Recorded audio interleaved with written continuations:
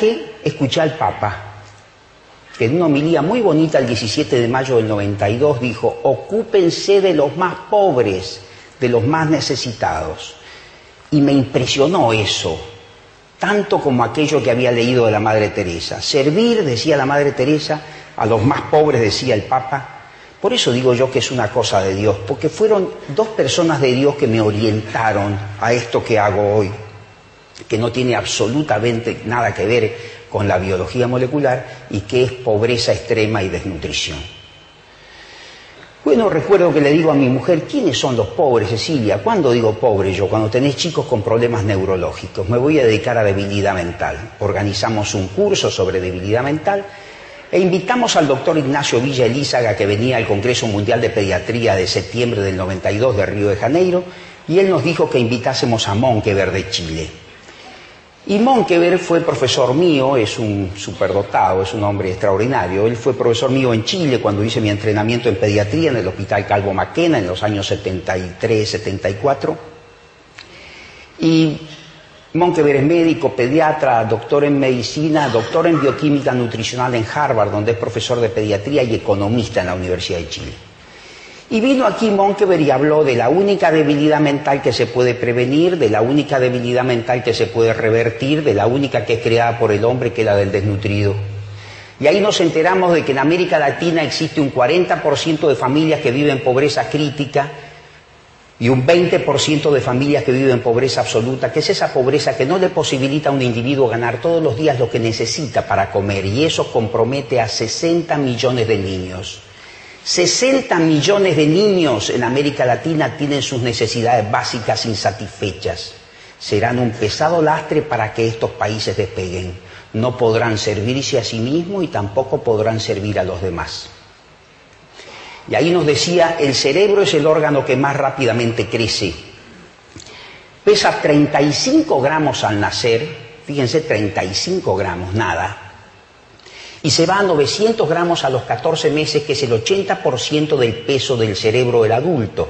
O sea que en los primeros 14 a 18 meses, cuando el chico camina, que nosotros le sacamos fotos, ahí tiene su cerebro casi completo. Es la época del cableado neurológico. Cada neurona emite entre 5 y 15.000 cables. Estos 140.000 millones de células nerviosas que están en los 2 milímetros de espesor de la corteza, cada neurona emite 15.000 cables que se interconectan con los otros cables de las otras neuronas y le dan a un individuo la rapidez mental, la capacidad de relación, de asociación. Decimos qué culto, qué fino, qué inteligente, o decimos qué torpe, qué bruto, qué hosco. ¿Más cableado o menos cableado?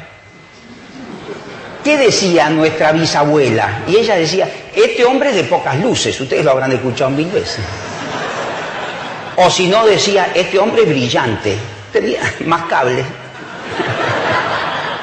Esa es toda la historia. Y eso sucede en los primeros 18 meses de vida.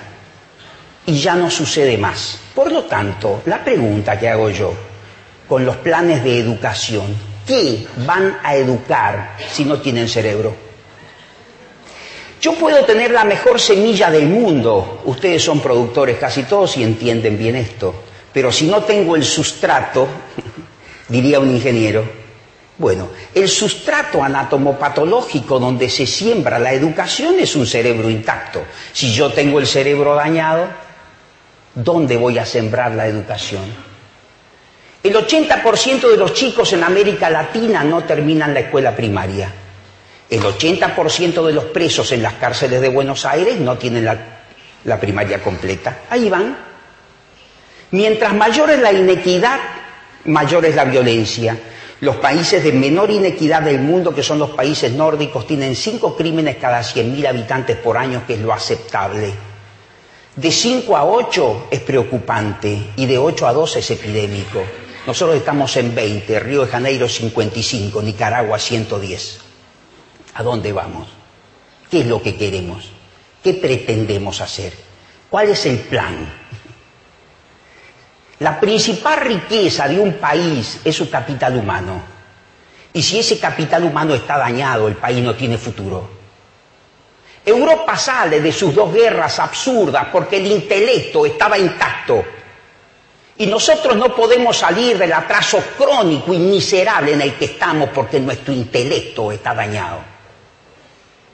Yo tengo un primo judío que vino a principios del siglo pasado a la Argentina y se ganaba la vida aquí en Buenos Aires tocando el violín o el piano en los cines mudos.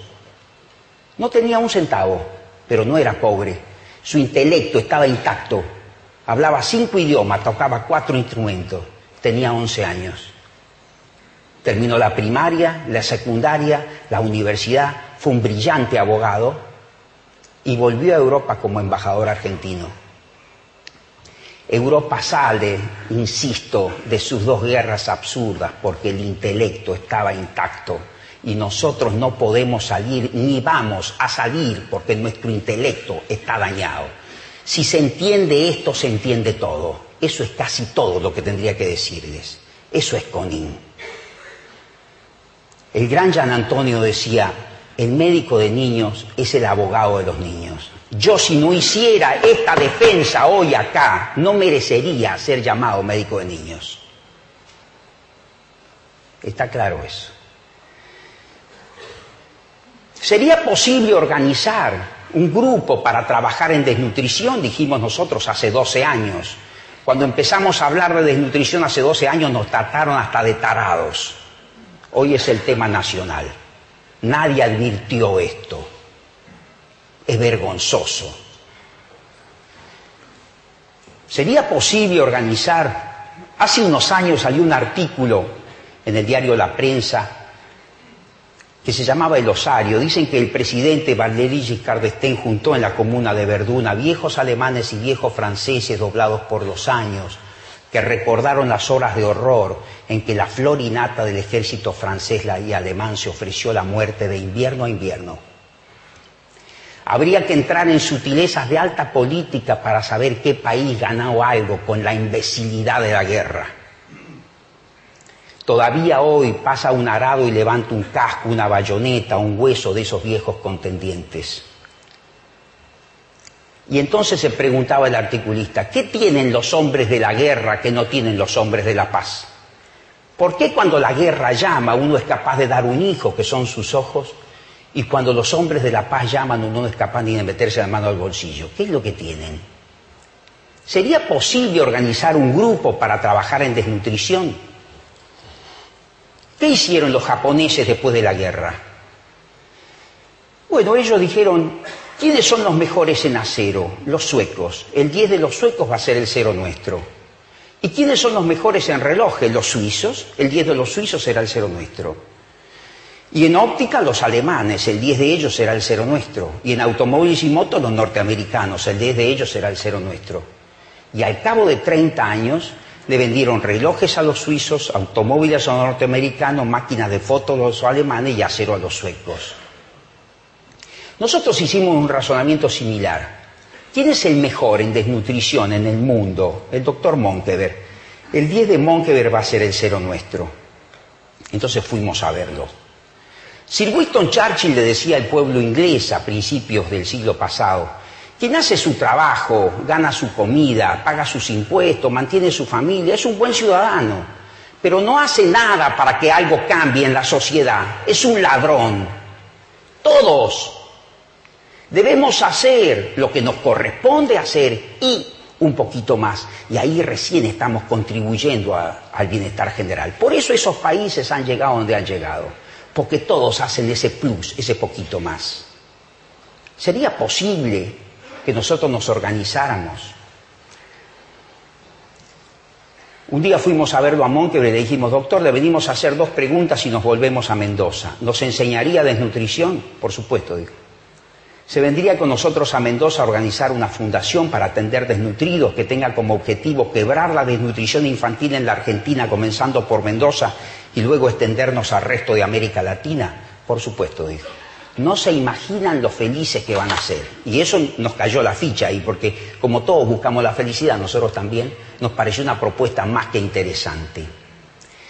Cualquier hombre que trate de organizar a la sociedad detrás de un objetivo, está estudiado a esto hace más de 30 años, debe reunir 3 requisitos. Primero, debe tener una determinante circunstancial que le sea favorable. Segundo, debe tener valores. Y por último,